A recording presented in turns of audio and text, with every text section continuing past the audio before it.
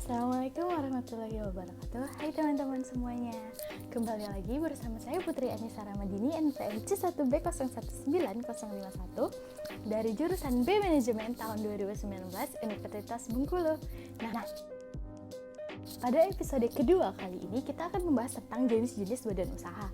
Nah, sebelum masuk ke jenis-jenis badan usaha, kita itu harus tahu dulu pengertian dari badan usaha itu sendiri. Apa sih pengertian badan usaha itu? Nah, badan usaha menurut KBBI adalah sekumpulan orang dan juga modal yang bergerak di bidang aktivitas yang berkaitan dengan perdagangan atau juga berkaitan dengan dunia usaha. Dalam hal ini kita sebut sebagai perusahaan. Nah, teman-teman, kan kita udah tahu tuh apa sih pengertian dari badan usaha. Selanjutnya kita itu juga perlu tahu apa sih pengertian dari perusahaan. Apa sih perusahaan itu? Menurut Pasal 2 Undang-Undang Nomor 8 Tahun 1997 yang mengatur tentang dokumen perusahaan, perusahaan adalah bentuk usaha yang melakukan kegiatan secara tetap dan terus-menerus dengan tujuan untuk memperoleh keuntungan dan atau laba, baik yang dilakukan oleh perseorangan ataupun badan usaha yang berbentuk badan hukum dan juga non-hukum yang didirikan di wilayah Republik Indonesia. Setelah kita mengetahui apa sih arti badan usaha itu, apa sih arti dari perusahaan, selanjutnya kita akan memasuki tentang jenis-jenis badan usaha itu sendiri. Badan usaha itu terdiri dari 3 jenis. Yang pertama adalah perseorangan, kepemilikan perseorangan. Nah, di dalam kepemilikan perseorangan ini ada lagi jenisnya, yaitu usaha dagang dan juga perusahaan dagang. Nah, jenis yang kedua adalah badan usaha yang berbadan hukum. Nah, di dalam badan usaha yang berbadan hukum ini ada yang disebut dengan perseroan terbatas atau yang kita ketahui sebagai PT, dan juga koperasi, dan juga satu lagi itu adalah yayasan. Nah, yang ketiga adalah badan usaha yang tidak berbadan hukum, yaitu contohnya adalah firma, CV, dan juga persekutuan perdata. Namun, pada episode kedua kali ini, kita akan fokus membahas tentang 3 jenis badan usaha yang utama. Yang pertama adalah kepemilikan perseorangan. Nah, kepemilikan perseorangan atau proprietorship adalah bentuk usaha yang dimiliki oleh satu orang, dan bentuk usaha ini tidak berbadan hukum. Nah, yang sudah kita singgung sedikit, yaitu bentuk usaha dari kepemilikan perseorangan ada usaha dagang dan juga perusahaan dagang. Nah, di dalam mendirikan kepemilikan perseorangan ini terdapat keunggulan-keunggulan kenapa mendirikan badan usaha berbentuk perseorangan. Yang pertama adalah dapat dibentuk dengan mudah.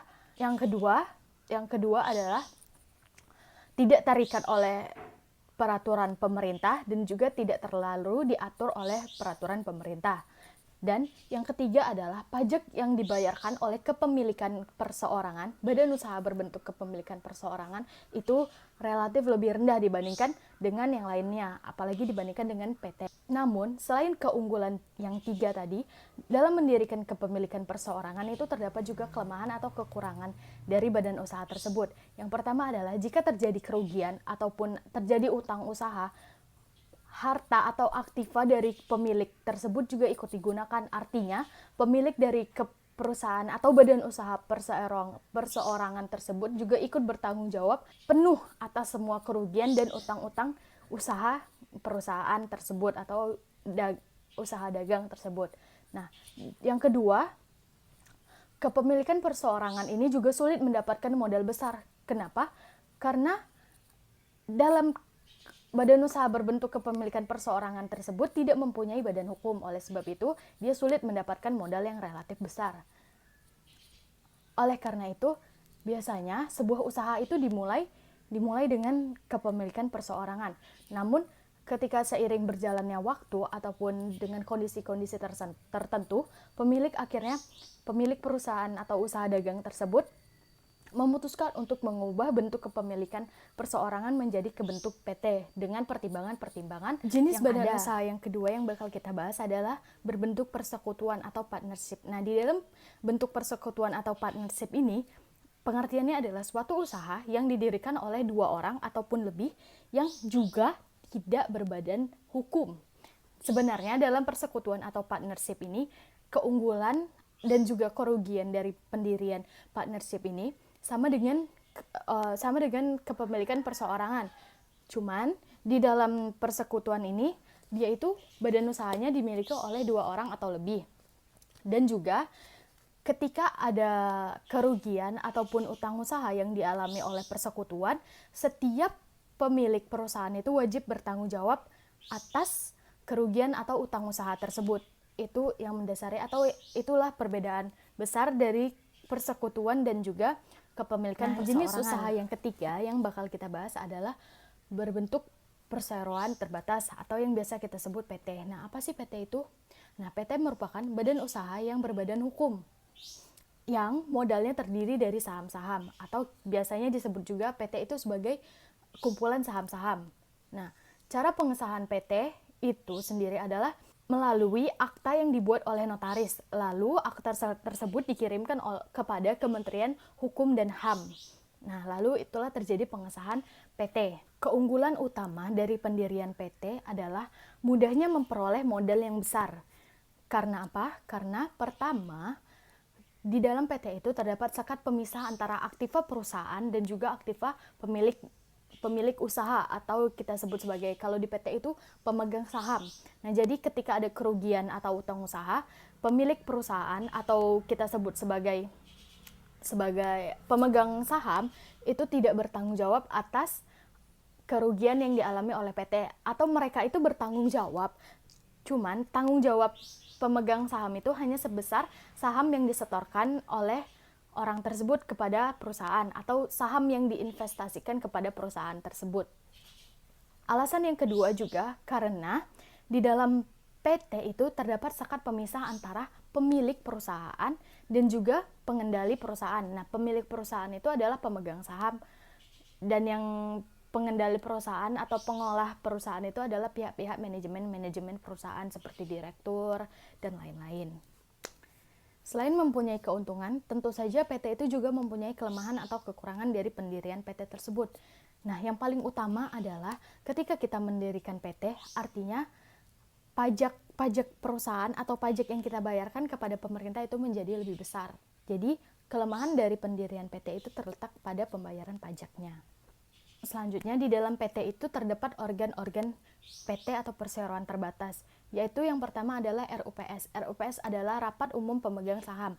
Nah, Rapat Umum Pemegang Saham atau RUPS ini merupakan organ tertinggi dari PT itu sendiri, karena di sini adalah kumpulan dari pemilik-pemilik saham yang melakukan rapat. Mereka mendiskusikan tentang bagaimana kebijakan-kebijakan yang tepat untuk sebuah PT tersebut. Organ PT yang kedua adalah direksi. Nah, direksi ini adalah pihak pimpinan ataupun pengolah perusahaan. Nah, pihak pimpinan dan pengolah perusahaan ini harus menjalankan kebijakan-kebijakan dan juga tindakan itu berdasarkan hasil dari RUPS, Rapat Umum Pemegang Saham. Mereka tidak boleh mengambil tindakan-tindakan di luar RUPS tersebut. Nah, namun ada saatnya mereka boleh mengambil tindakan-tindakan di luar RUPS. Tapi ada syaratnya, yaitu ketika tindakan atau kebijakan tersebut ditetapkan secara mendesak atau ketika ada masalah yang terjadi secara tiba-tiba, mereka boleh menetapkan kebijakan atau tindakan yang perlu diambil. Namun, kebijakan atau tindakan yang mendesak tersebut juga harus mendapatkan pengawasan dari pihak-pihak komisaris. Nah, jadi itulah pengertian dan juga jenis-jenis dari bentuk badan usaha. Nah, biasanya sebuah usaha itu awalnya dibentuk dengan jenis badan usaha yang berbentuk kepemilikan perseorangan. Nah, oleh suatu hal atau mungkin mereka memutuskan untuk ingin mendapatkan laba atau keuntungan yang lebih besar dengan mempertimbangkan hal-hal yang perlu dipertimbangkan dan juga jangka waktu atau seiring berjalannya waktu, mereka bakal mengubah kepemilikan perseorangan itu menjadi sebuah PT atau perseroan terbatas. Nah, saya rasa hal itu saja yang perlu saya sampaikan pada episode kedua kali ini tentang jenis-jenis badan usaha. Semoga bisa membantu teman-teman semuanya dalam memahami jenis-jenis badan usaha tersebut. Terima kasih telah menonton. Wassalamualaikum warahmatullahi wabarakatuh. Saya Putri Anissa Ramadini, NPM C1B019051. Terima kasih.